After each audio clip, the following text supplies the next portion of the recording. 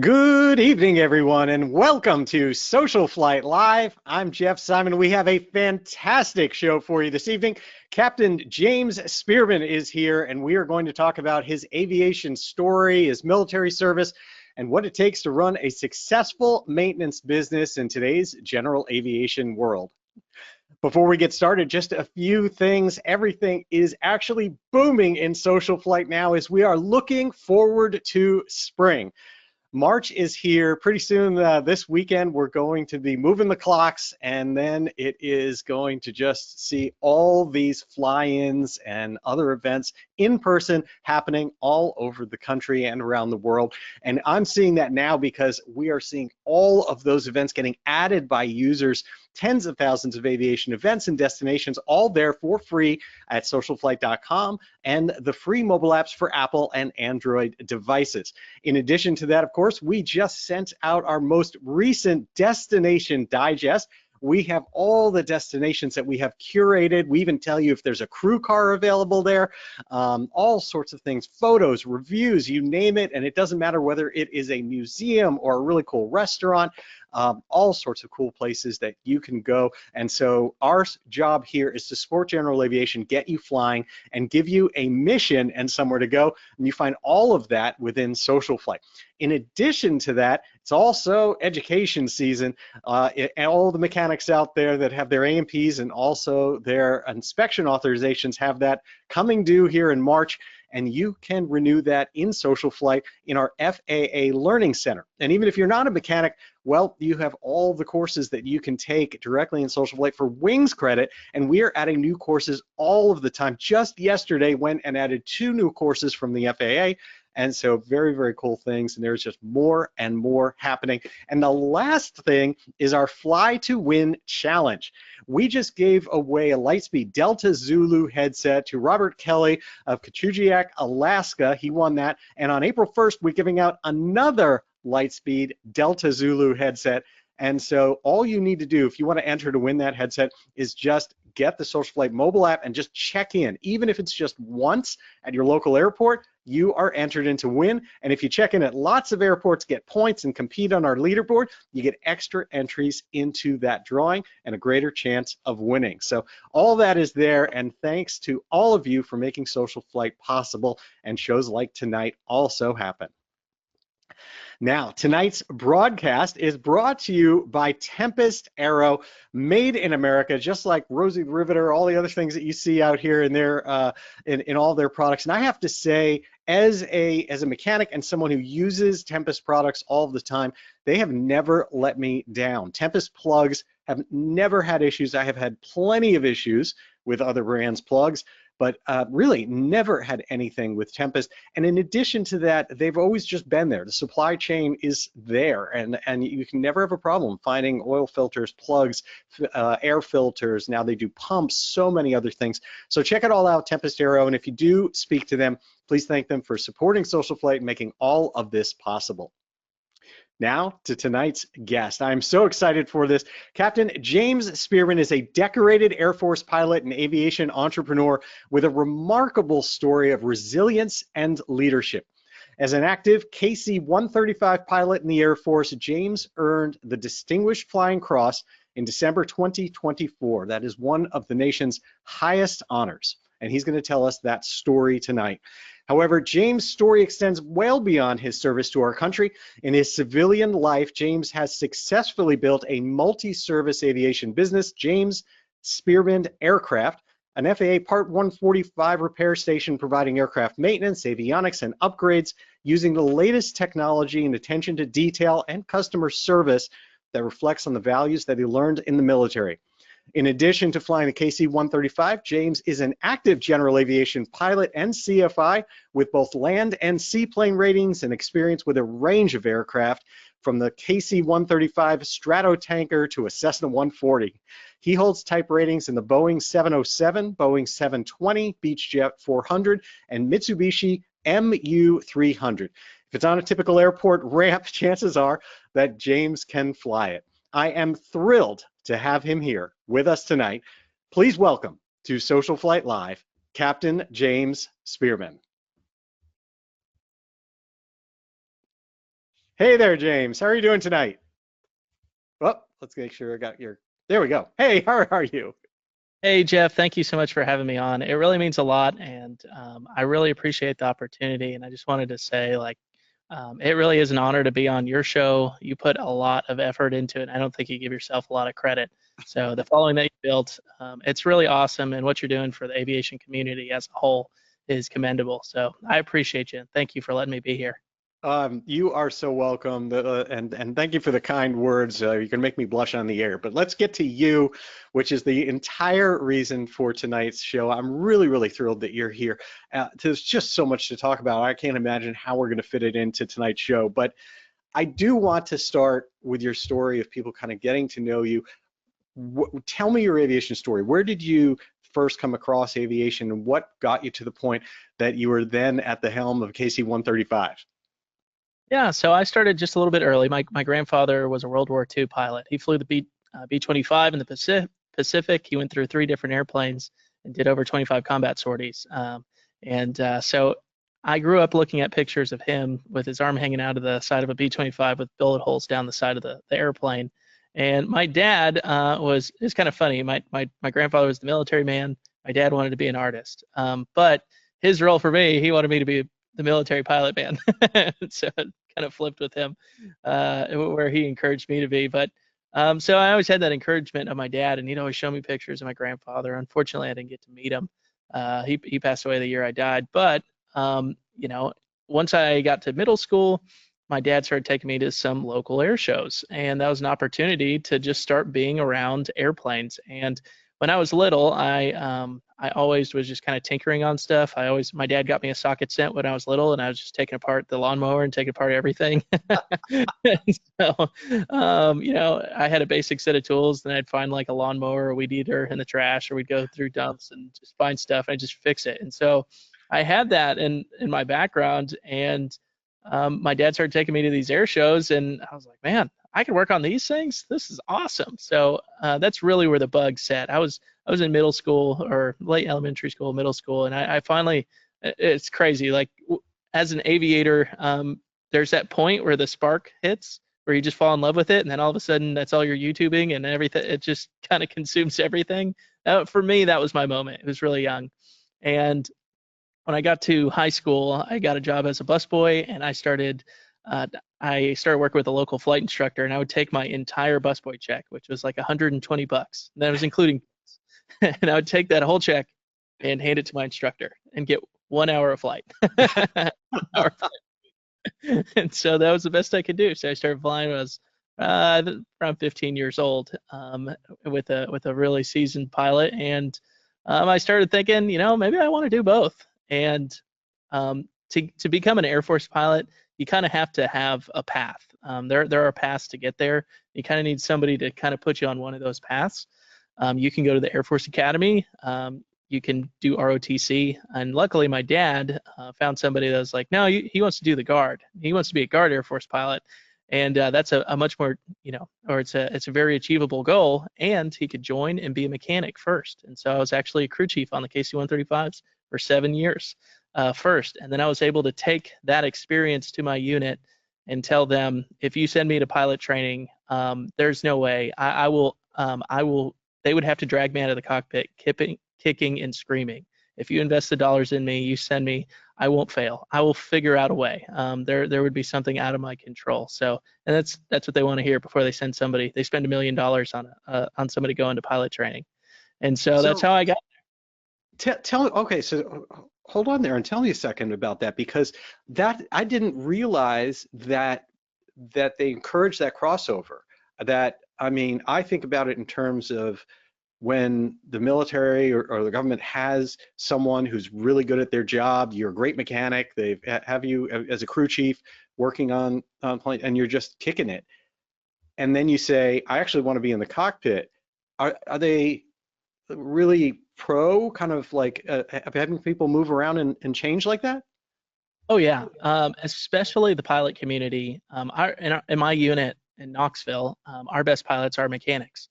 or Really? came from maintenance. That's the joke. Like ops is built by maintenance, brick by brick. So yeah, there's several of my commanders, and I went on their same path where they said, hey, come be a crew chief, get on the road, learn the aircraft, you'll know the systems, and then go to MTSU and get your A&P rating, and you'll be well on your way. And finish up your pilot rating. So I finished up my private, and I was working on my instrument, and then got my A&P, and yeah, the experience of already knowing ops too, knowing the pilots that are already there. So when they come to a board, they're like, oh yeah, we know James. We've been around him. We think. Unfortunately, it's kind of a fraternity. It's kind of a rush, and so the more people that you know, the better it is to get in. It is what it is. That's awesome. I absolutely love that, especially because I have always believed that to be a really good pilot, you need to really know your aircraft and understand it mechanically, understand when something goes wrong, what the whole system is like, how the system works, so you can first of all, like be calm about it and kind of understand what's a big deal and what's not a big deal, and B, trace the thing back so you know what action to take instead of just rote following a checklist that may miss something for a unique situation. Yeah, definitely. It's helped me significantly in the cockpit, especially which I'm normally and I'm the only pilot in the GA planes when I'm flying. And if there's a customer with me, normally they're just relying on my experience, right? And unless they're the PIC that day, but I fly with my wife and family. I'm pretty much running the show. But when you fly in a crewed aircraft like the KC-135, it's really important that you pay attention to how everyone is perceiving what is going on in the cockpit and not suppress their voice. I'll give you a great example. I flew last month, and we took off, and on the rolling takeout after S1, we got a big red on our software. We've got a big MFD screen now. They did away with the gauges, which is nice. Big red engine flame out, number one.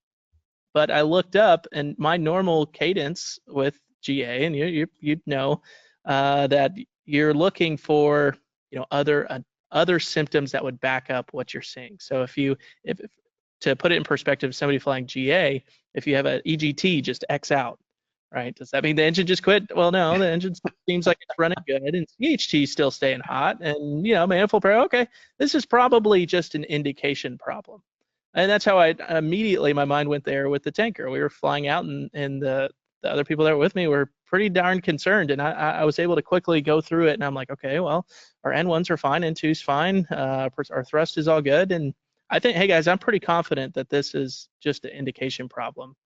Now we ultimately elected to, it was a training mission that day, so we brought it back around to land. No reason to push the envelope, but we don't need to do something drastic like pull closed in a tanker. Right. Wow. Okay. Well, so take me to your flight training in the Air Force then, in the Guard.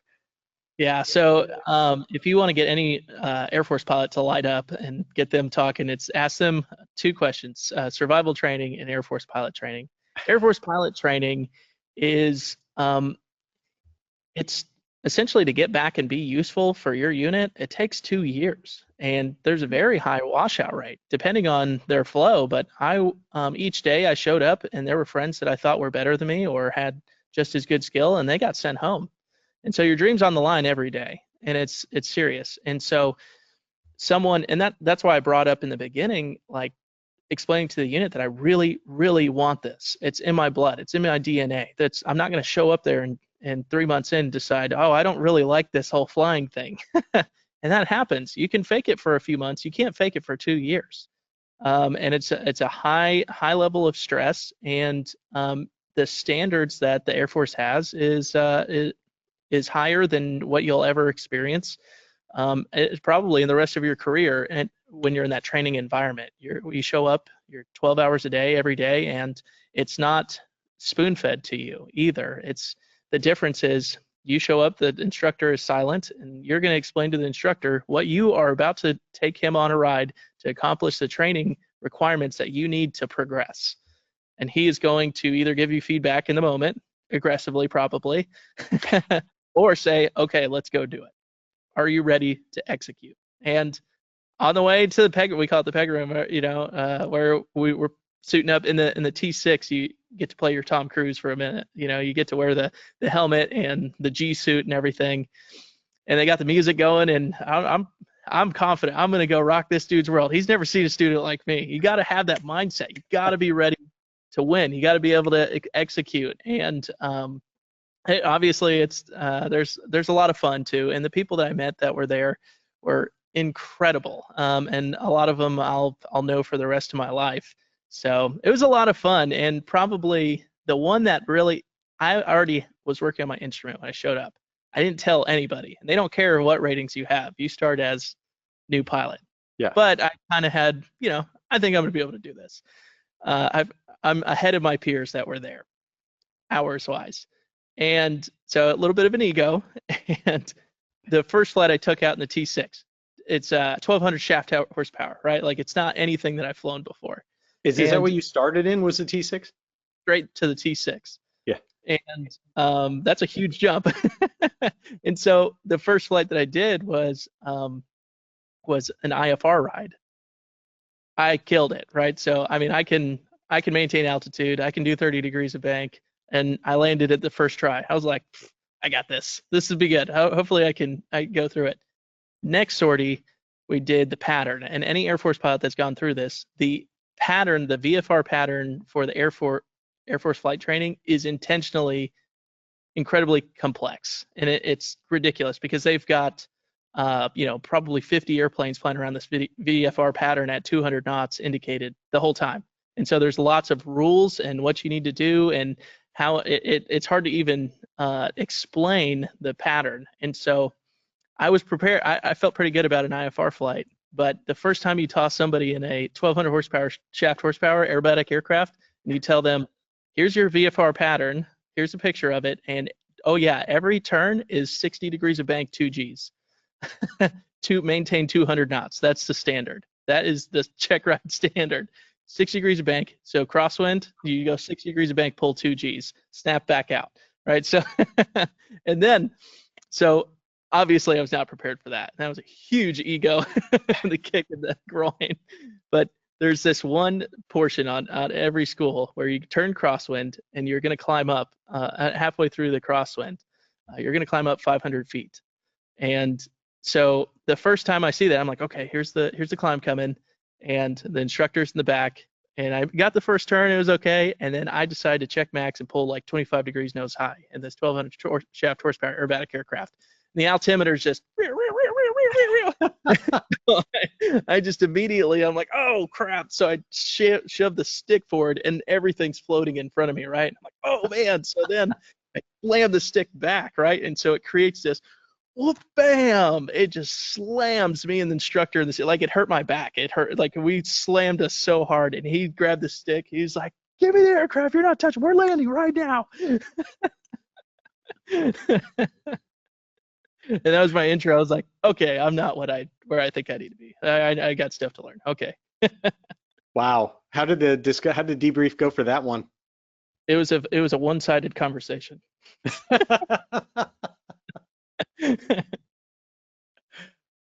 Fair enough, but they didn't wash you out for it. No. I mean, there's a certain level of so their process, not at a high level. It's just you can hook or fail up to 3 rides in any given block. And so the problem is sometimes you might get unlucky and have a little bit of momentum start turning the wrong way, and then you hook like 1 ride, and you're like, oh boy, I better pass the next one, right? And then maybe get a little bit, you go to an airfield that you've never been to. You've got the weather that you've never been familiar with, something else outside, and then all of a sudden now you're going to that 3rd ride, and this is the people that I saw get washed out. They were unable to handle that. Either the system is there to leave them with the best pilot. So maybe the process worked the way it was supposed to, but the ones that I thought probably could have made it through, it seemed like the momentum started going the wrong way, and maybe they didn't take it seriously enough. Where every ride to me was, I'm going to prove my grandfather that, I can do this. I'm going to prove to my dad there was no option for me to fail. I didn't pass every single ride, but I took every ride like it was my last ride. That's fantastic. So where'd you progress after the Texan? So then, if you go heavies, which I was going to fly the KC-135, you go to the T1, which is the Beech 400, and that plane is it's a little bit different atmosphere. It's a little bit more relaxed, but you still have the high standards. And I've never flown a Beech 400, and all of a sudden now we're going up to 350, 400 knots true in cruise, and trying to manage that aircraft in a way, and then that I've never done before. And they start laying in crew concepts too. So all of a sudden it's like you can't touch the gear handle. It's like, what? Yeah, no, yeah, I can. I can touch the gear handle. They're like, no, you're not gonna touch the gear handle. That's the other crew member's responsibility. So you have to learn crew resource management. Yeah, CRM. You start really learning that. Did you, by the way, know from the very beginning you were going to go heavies? Is that based on where you came from in your guard unit?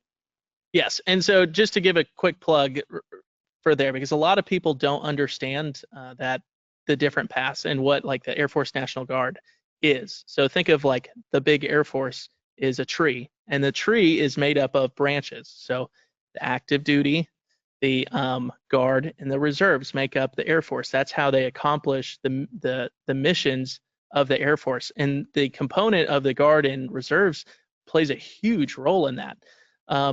And the benefits of the Guard is you can either be full-time or you can be part-time. And you can also pick exactly the base that you want to go to and stay there forever, because the state is actually kind of hiring you, that base. Now, at any point, the president can activate you on active duty orders, and now you're owned by the United States. You're owned by the president.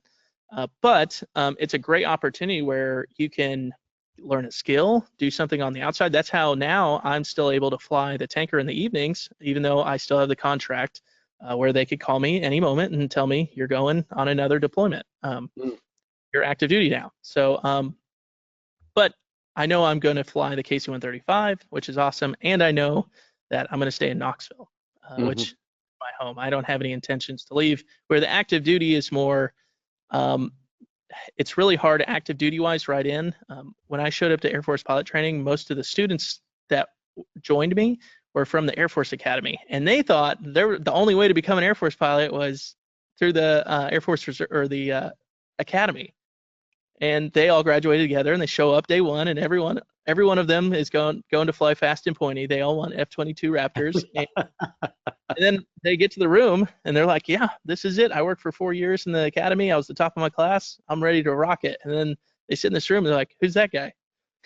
I'm like, oh, hey, I'm like, how the heck did you get here? And then they had no clue. They had no clue what the Guard was or anything. And they're like, wait, you didn't have to graduate top of your class to the Air Force to get a spot here? And I was like, no, I was a mechanic for 7. And then I got my degree and showed up, and they were just like mind boggled. So plug for the Air Force National Guard. Obviously the active duty is good too, but it lots of people don't understand that there's multiple options of serving our country that may work for a little bit better for your life situation. So. And how does it work when it comes to choosing the aircraft path that you're on? So the Air Force base, like Knoxville, is a KC-135 base. Got it. And unless the SecDef or the Congress decides, okay, no, y'all are no longer KC-135s, you're now A-10s.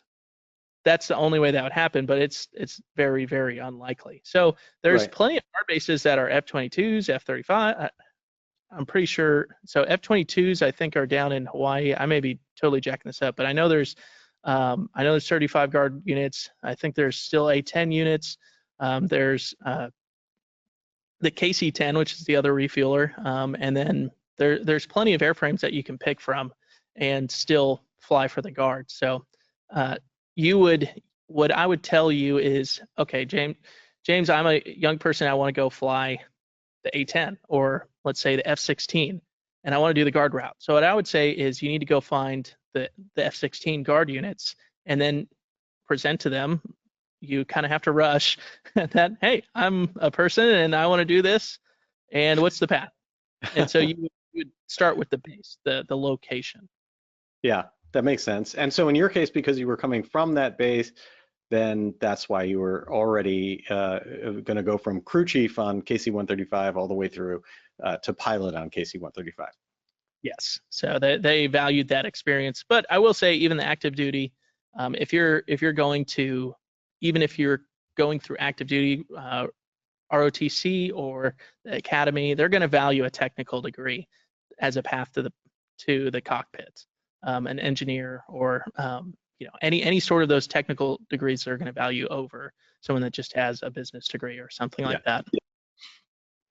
Very, very cool. Well, I want to get to what it's like flying the KC-135. So years ago, when I was doing development of synthetic vision technology, I had the opportunity to go to a KC-135 simulator and get put through the paces of flying one of these guys. And I will tell you, it was humbling.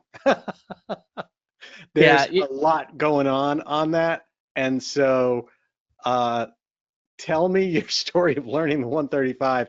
I'm not going to say I did terrible, but I have a lot of respect for what you do flying that. It's the hardest aircraft I've ever flown. And I've flown with people at my unit that had tens of thousands of hours in that aircraft alone, and I've watched that plane kick their butt on any given day. Also, it's you've got 4 engines that aren't managed by FADEC, 4 CFM. I forget the civilian version of that engine, but you've got 4 jet engines that are managed, that you actually have to manage with the throttle. So we're coming down final, and the throttle quadrant looks like this, because the thrust from this one is way high, so we had to pull that one back, and then this one was way low, so we had to push that one up, and then like this. And so you just kind of get it close, and then you kind of manage the inboards, and you get good at like keeping the throttles where they are and still moving them up and down. And so that's alone is really difficult, managing those engines. And especially even there's different techniques with that. If we're going a long distance, we're going to match fuel flows across the bottom because we need to conserve fuel. Whereas if we're flying around the pattern, we want to match thrust so that we don't have some sort of wing low the whole time that we're fighting going around the pattern. And then the flight controls are cable and linkage that are assisted pneumatically. That's what I remember. It's like, wait a minute, what? And they're like, yeah, cables. And so that plane, when we fly it, we do overhead patterns, and we fly it in formation too, right? So they try to act like that thing's a fighter pilot, but that plane you're flying and you want to turn 45 degrees of bank, 1 Mississippi, 2 Mississippi, 3 Mississippi, and then it starts to go. So it's that plane. I mean, any given day it'll kick my butt, which I take a lot of pride in how I do my performance. But coming down final, you're managing all 4 of those engines, trying to maintain a speed, and it just wants to get away from you every single turn. The autopilot's gotten a little bit better over the years, which is helpful, but it still has no auto throttles, and it's just very difficult aircraft to fly.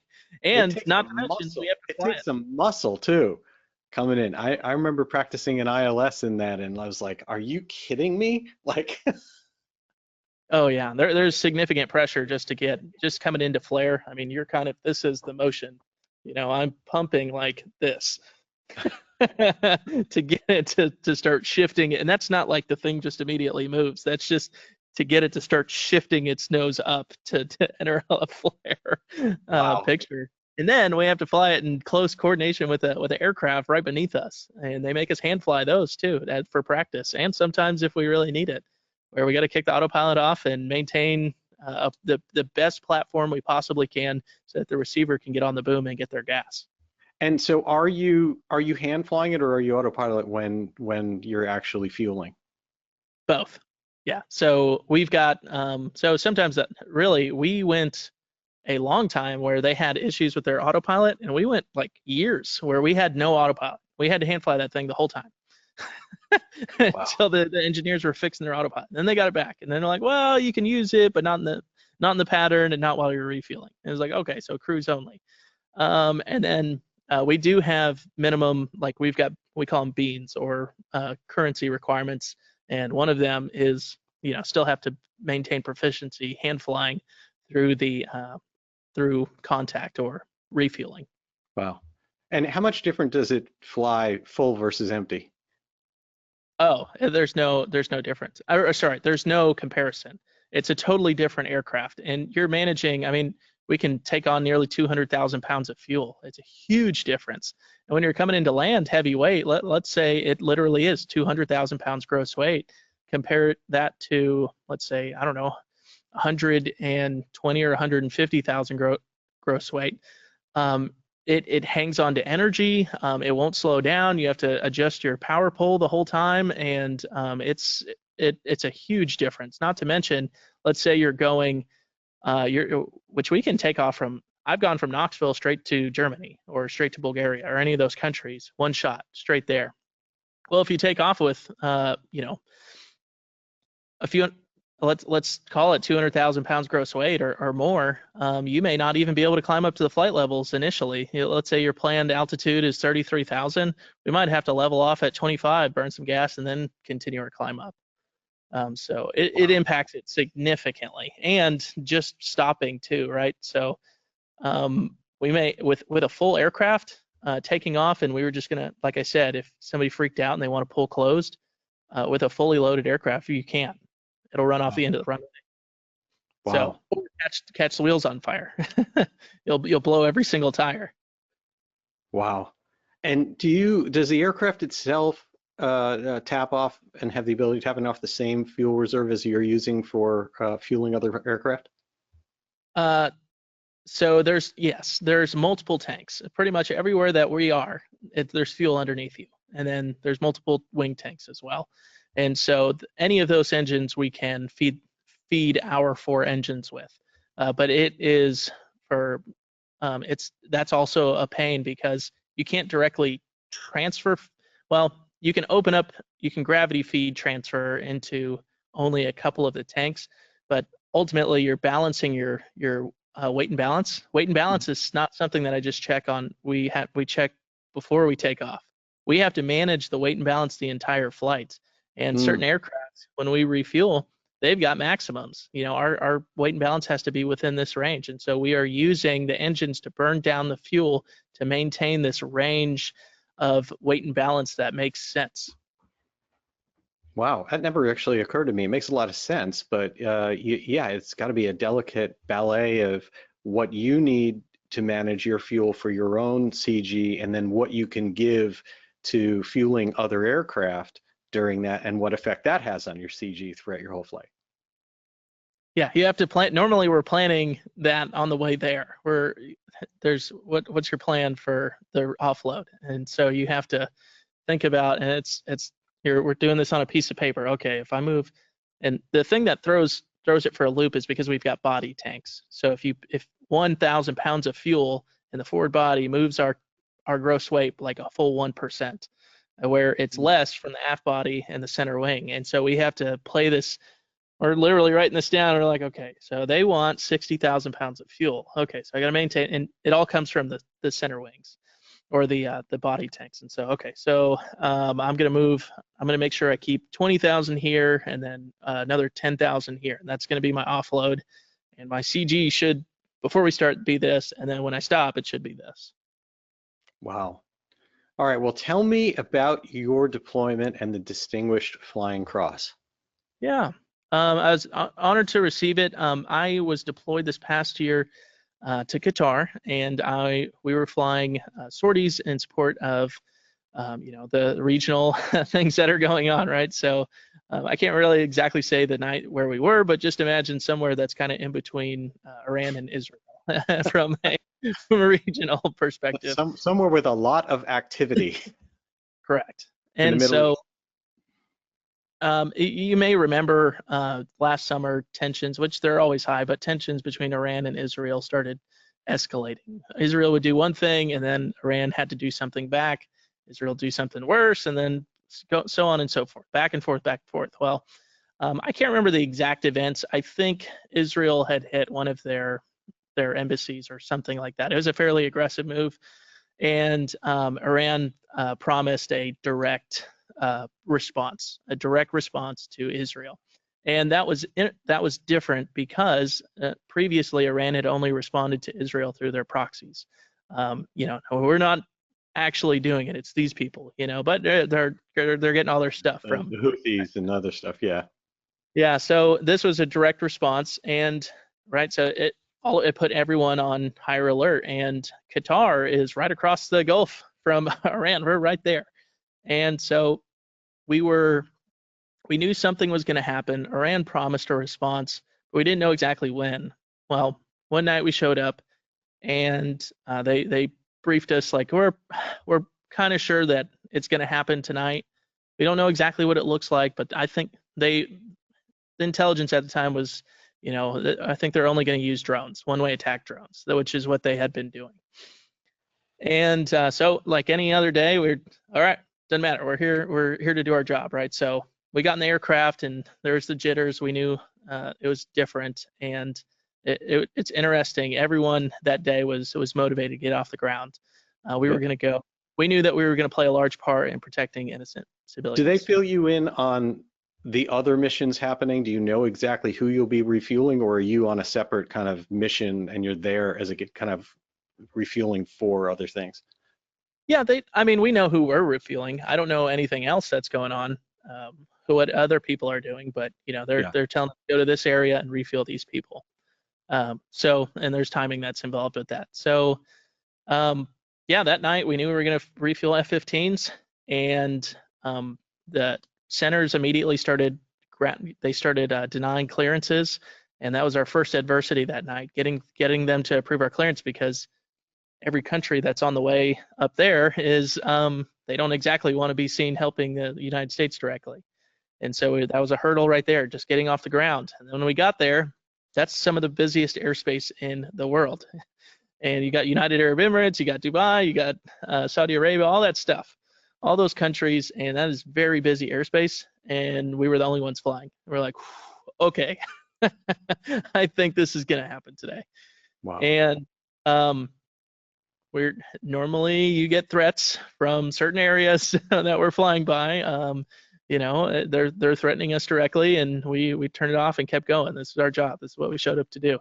And obviously I've got the other pilot with me and the boom operator, and we were resolved we were going to go do our job. We got up to the area. Normally when we fly, when we refuel the fighters, it's kind of like, hey Val, what are you doing? They're at a different country than we are, so it's normally, hey brother, how's the how's the chow up and wherever you are, what do you have and all this stuff. That night it was, we need the gas right now, as fast as you can possibly get it to us. We're going to belt feed you the aircraft. And so, all right, let's do it. Send it. And so they came in and they were ripping off the boom as fast as they could, getting as much gas as they can. And we could hear over control that they were starting to make contacts with, bandits or bogeys, or I'm not a fighter guy, but whatever they call those things, targets. They started making contact with different targets. And, meanwhile, we're kind of, we think we're safe because all of those one-way attack drones are, well beneath where we're operating. So we offload as much gas as we possibly can give them and still maintain enough to get home. And then we turn back, and the crew that I was with that night, we actually experienced a full electrical failure on the way back. And it all started, that time it was actually kind of interesting because my maintenance side started thinking too far into what's going on, where I probably should have just followed. Don't think that far into it. There's a checklist for this.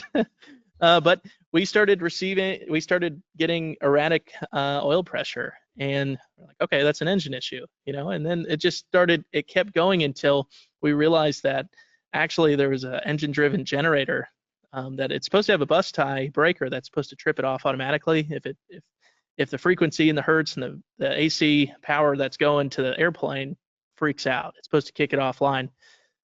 But it was an insidious failure. It was very slow. And so it was very difficult to troubleshoot real time. And we had to trip all of them off to figure out which one was the right one. And here I am flying the aircraft with completely dark. The engines keep running because they're not FADEC, right? So, but completely dark, and I'm looking out over 30,000 feet, and it's night, and you can see the contrails of the ballistic missiles that had crossed over. And luckily, my team just really did awesome. The boom operator, me and the other pilot were kind of like, man, this just isn't making sense. The boom operator really helped us. Like, hey, maybe we should just try here first. And that was a great example of crew resource management. And he ended up being right first try. And so we finally tripped off the right generator, and then was able to bring back the full power. And then I was literally using my iPad with the Sentry in the window at 30,000 feet. In the, ForeFlight, it's got the little button you press. I've never actually tried to use it up until that day. It did work. Ish. But wow. we got back and we debriefed, and they were showing us the map, and they filled us in like, oh, actually, this was a major response, way farther than anything we thought. They sent hundreds of one-way attack drones. They sent hundreds of ballistic missiles. They sent hundreds of cruise missiles, and any of those could, especially the cruise missiles, could have been at our altitude. And we didn't really know what was going on. We were pretty scared for the people on the ground that could be in harm's way, but they filled us in later on that actually only 5 made it through that night, and that we were able to, save a lot of innocent lives that day. And so do I feel as deserving as, a lot of people in Vietnam that received the award, or World War II? The list is huge, right? Like George H.W. Bush got one for bailing out of a exploding aircraft or something. There's all these really, really hard stories where people were awarded this. Do I feel as deserving as them? No way. But I'm grateful that myself, my team was recognized. And one thing that I do connect with the other people in the past that received the award is it's always that sortie. There's a lot of videos on YouTube where these pilots, now they're decades later, they, no matter what, they remember that sortie, and that's where I connect myself there. I'll never forget that night. Wow, that is really impressive, and the idea that you're flying an aircraft that, again, as a newbie in that simulator, I've seen how hard it is to fly that thing, and flying that while diagnosing an issue, while dealing with a blackout in the cockpit and in the night sky, that cannot be easy. Wow. Yeah. Well, luckily I had a great team that helped that day. That was not an individual effort, certainly, and not to mention all of the people on the ground that made all of those sorties happen. yeah. So great team effort. Very, very impressive. So the other thing that we mentioned earlier on in the show, of course, is your business, James Spearman Aircraft. And tell me a little bit about how you got that started and what you guys do, because I am fascinated by any success story of a maintenance operation in general aviation today. So many shops are facing challenges, and you guys seem to be just rocking, just kicking it. So tell me how you got it started, and tell me what the secret sauce is. Yeah, I don't know about a secret sauce, but so growing up, I said my dad was an artist, and he always worked for himself. He never worked for anyone that I remember.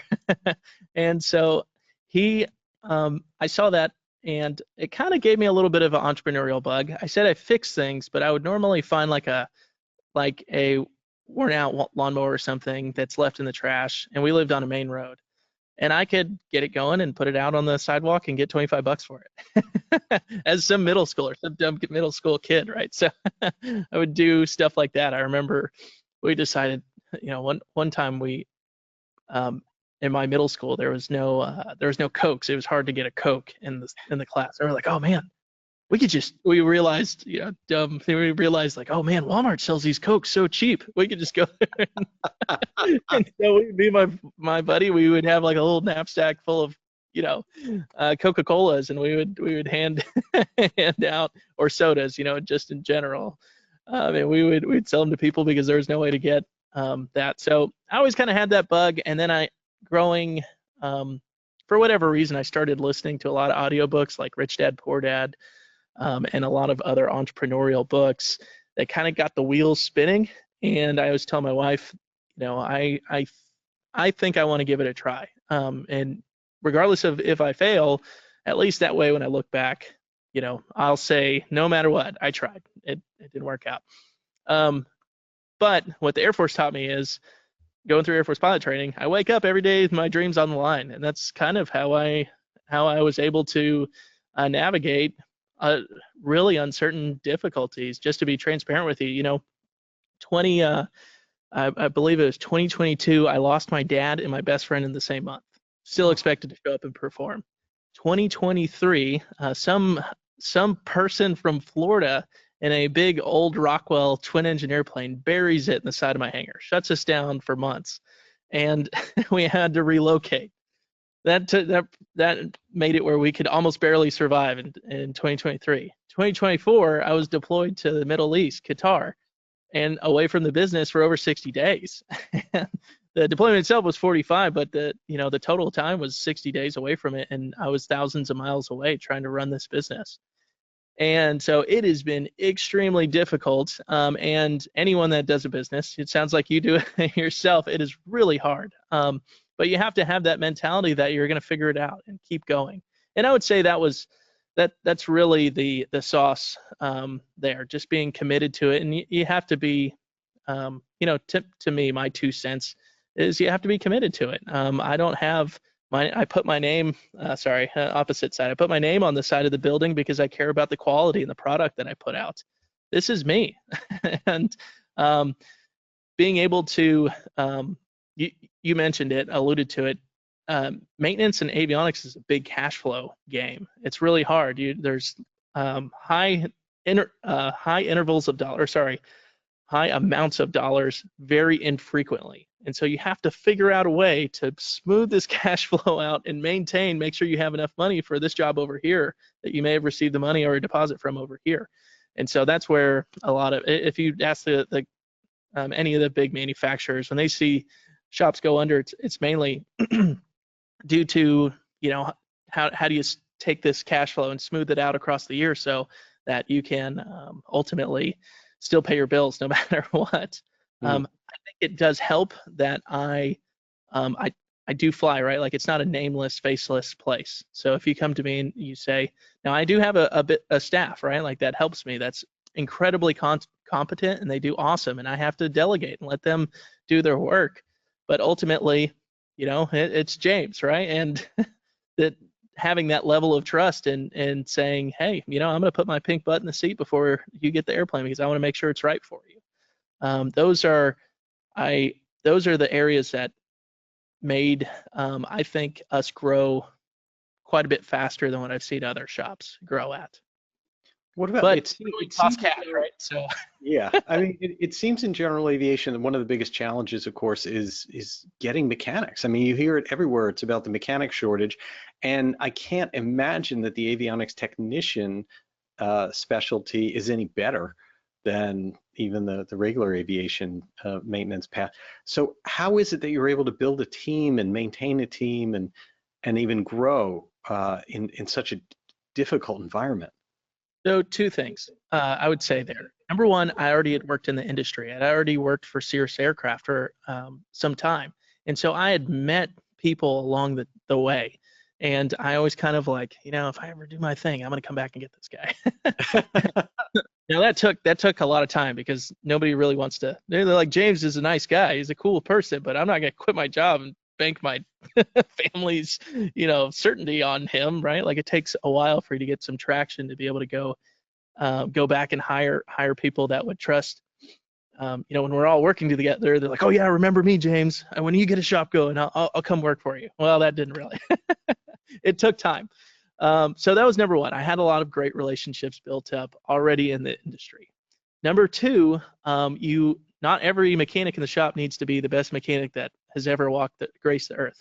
And so you need to have a steady of like a certain amount of high level experience. You need to have some people that are specialized too, right? So my specialty is paint and composites, where Phil, the best mechanic that I'll probably ever meet in my life, my director of maintenance, he's best at sheet metal. He does the sheet metal stuff. I don't try to go over there and mess with that. So you need to have a little bit of specializing going on too, but then you also have to have enough helpers that are, kind of green that can open up wing panels and do stuff like that. I personally, I'm not sending shots out anyway, but my personal standard is I hire AMPs. And so the only people that would not be hired as an AMP is they are an apprentice on their way to becoming, with the expectation of becoming an AMP with a certain amount of time. And so I don't, and that's an exception. Like the only time I do that is a school locally says, hey, this guy's really awesome, give him a shot. And that's leads me into the second piece is the local schools, AMP schools that are pumping out AMPs. I just kind of started calling the instructors and I'd say, hey, who's your best student right now? And I offer benefits. I pay competitively, and I think it's the level of benefits that I offer are very generous compared to another shop my level. And so once the instructors realize, oh, okay, this guy's offering 401ks, offering healthcare, yeah, this would be a good thing. They have to believe like this is a good spot for their students to go to. They started sending me students. So every now and again, I'll get a phone call and be like, hey, this guy's really good. You better hire him. He's going to graduate coming up. And so that's how I fill in like the green guys. They've got, or girls, right? So those are the two that makes a lot of sense. It still seems like part of the challenge is always competing against the airline, siphoning people off. And then it's like, how do you compete with, benefits from there and unions and stuff like that? That's a tougher sell. There's no way you can't, right? So like any person in my shop right now could leave and go to any major city and probably get a raise. So, and there's nothing that I can do with that. However, they're probably going to start off working night shift and weekends, and it's a different lifestyle. And so some people like working in a mom and pop shop. Like they like being able to work alongside James. If I have a problem, I can just go handle things, not in a major conglomerate. And you see that with pilots too, right? So sometimes they'll make the best decision for their family, which is not going to the airlines. They may work a corporate job that they can manage their schedule just a little bit better. Right. Well, ultimately, I mean, that you've just said it, right? It is James Spearman aircraft, and that isn't just for the customers. That's for the people who work there. And there's some belief that you'll take care of them and what it means to work for you and how all that, which clearly you have earned and earn the trust not just of your customers, but of your employees, which I think is even more important. Well, I appreciate it. It's definitely not easy. You run businesses, it's hard. Every day it's something else. And it's a lot of crucial, hard conversations. Yeah. Tell me a little bit about being in the avionics business as an installer. I've been in the avionics business as developers and the companies that make the avionics, but as an installer, you talked about it when you talked about cash flow. Talk about being like all in and all out. These are big dollar transactions, and there's a lot of things that can go wrong because they're most of the time, it's not that gorgeous DA-50 that's behind you that you're doing work on. A lot of times, right, it's a 50, 60-year-old aircraft coming in that you're going to be doing a lot of work on. And so tell me your experience with that. The best experience there, and any of the manufacturers when they bring people on as new dealers will tell you this. You got to pick a plane that you can just specialize in and get good at that one, and then maybe branch out from there. And then when you do the same plane over and over and over again, it's a little bit more predictable, and it has a lower chance of becoming a hangar queen, which is that kills your cash flow right there. If you got a plane sitting in your hangar for 4 months, 5 months, 6 months, that's a spot where another plane could be. And no one wins. I think that's something that people don't understand, because you hear all the horror stories from an owner's perspective, right? Of that shop has had my plane for 3 months, 6 months, 9 months. But I don't think people necessarily see the other side of it, that the shop doesn't want that either, right? Yeah, you're exactly right. It doesn't help anyone. And so when a shop's significantly behind, now I do think some shops try to make their list as long as possible because it guarantees certain work. But I try to stay at least a month out, within a month, not 6 months. It doesn't help anyone.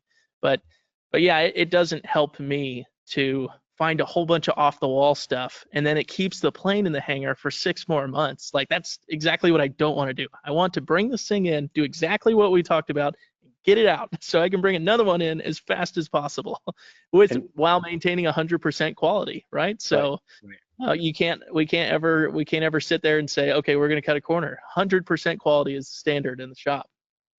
Wow.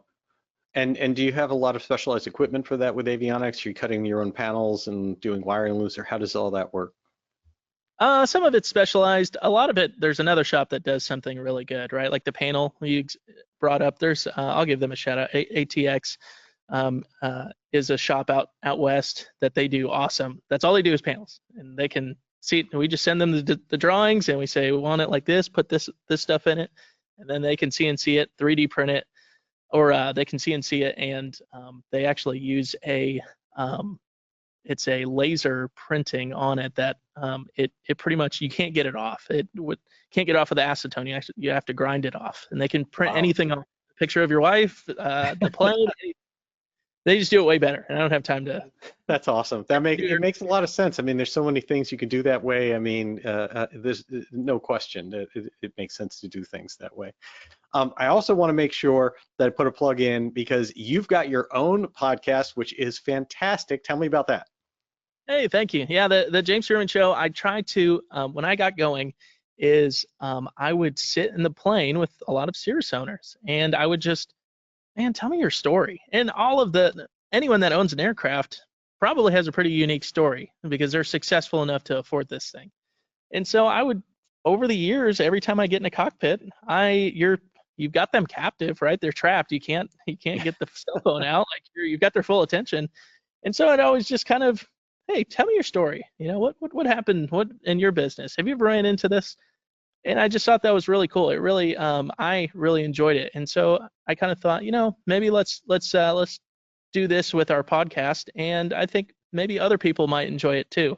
And so I focus on, okay, what got you into aviation, your experience, your aircraft, how'd you learn how to buy an aircraft, all those things, tips that aren't just easy. They don't come, there's not a book written usually. You got to dig to find all that information. And then talk to me about your story. How did you become successful enough to buy an aircraft?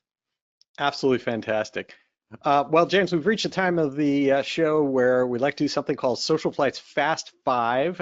You up for that? Yeah, let's do it. Excellent. Captain James Spearman, this is your SocialFlight's Fast Five. 5 questions for people to get to know you a little bit and your story. And I'd like to start with question number 1. We said previously, you have flown everything from the KC-135 all the way down to a Cessna 140 and pretty much anything on the average general aviation ramp. But if you had to choose one aircraft that just really kind of touches your heart in that whole line, what would that be? It's not necessarily the aircraft itself, but there's one specific T-34. You can't see it. It's across the other side. We're doing an engine change on it. That plane is, I flew my dad to the Air Force Museum and got to spend the day with him before he went downhill and before he died, which was amazing. My director of maintenance is one of my best friends and the best mechanic I'll ever see. He's doing the engine change. I had the closest experience to crashing it after I brought it out of annual it was sitting for years and there was contaminants in the fuel. Luckily that didn't happen, but and then my wife did a mural on the side of it. And so each most important person in my life has touched that aircraft. It's really cool. Wow. Not to mention the guy that owns it. That's fantastic. I love that. And that certainly leads us into question number 2, which is, was there a particularly scary or impactful moment of flying in your history that you learned something from, that you feel changed your perspective on flying?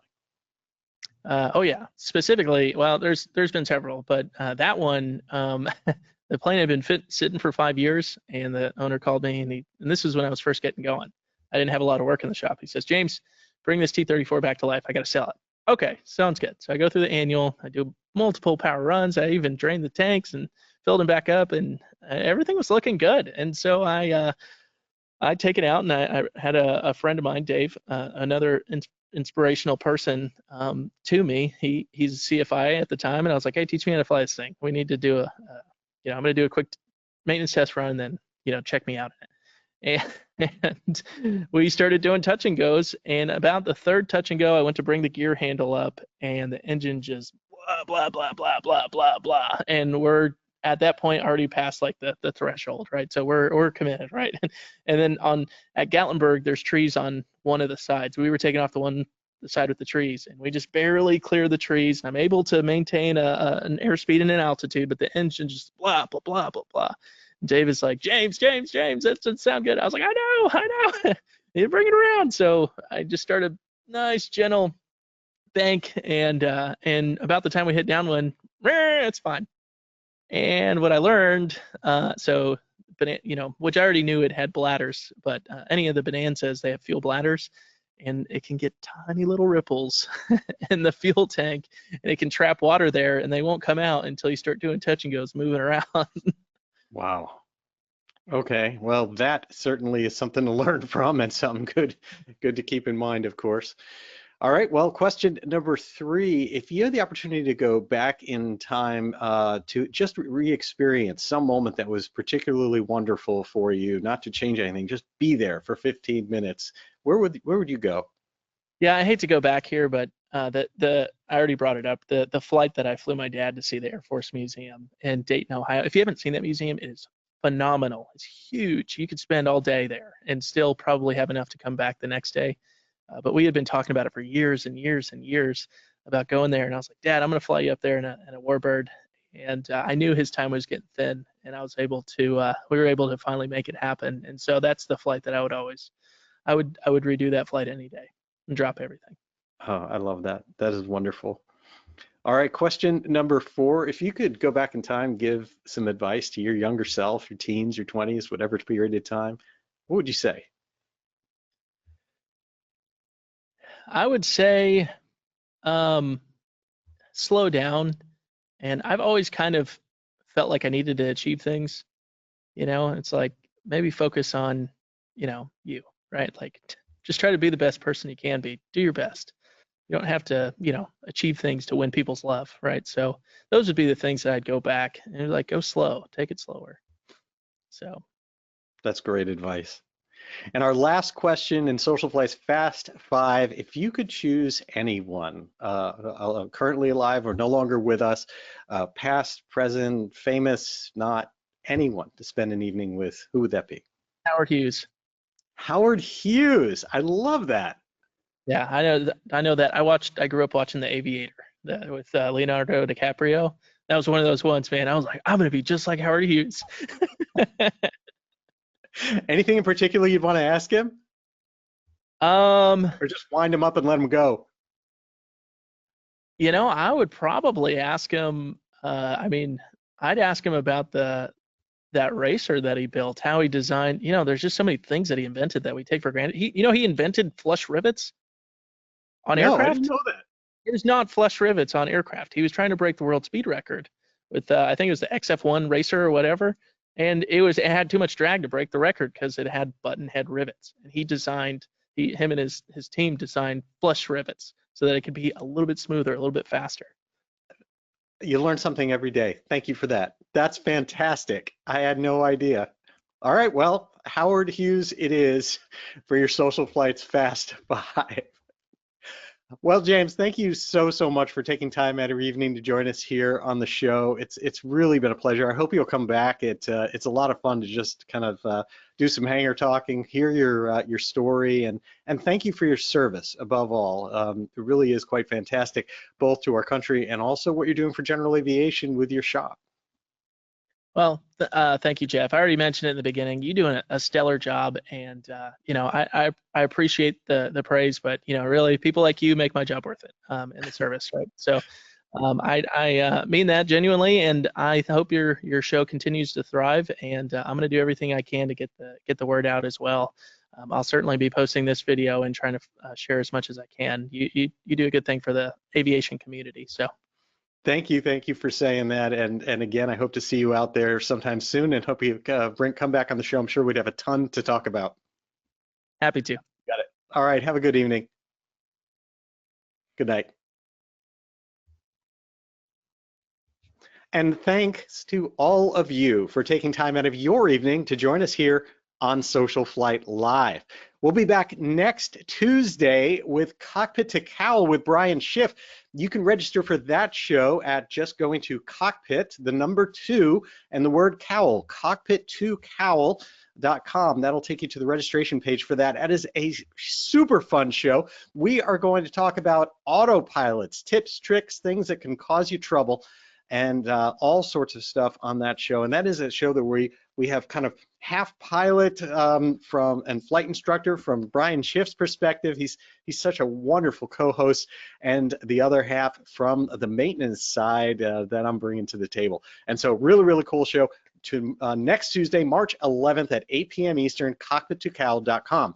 Then on March 18th, the next week, we're back here on Social Flight Live with Commander William Patrick Driscoll. He was the first Vietnam fighter ace, amazing individual, incredible stories from serving in the Vietnam War, and truly an American hero, and someone I cannot wait for you to meet and get to know. Then on Tuesday, March 25th, we are going to dive into urban air mobility with Greg Bowles of Joby Aviation, one of the leaders in the urban air mobility movement. And so, again, 2 fascinating shows coming up. I hope you'll be here for that. And again, thank you so much for everything that you do for General Aviation and for joining us here tonight on Social Flight Live. And I wish you all blue skies.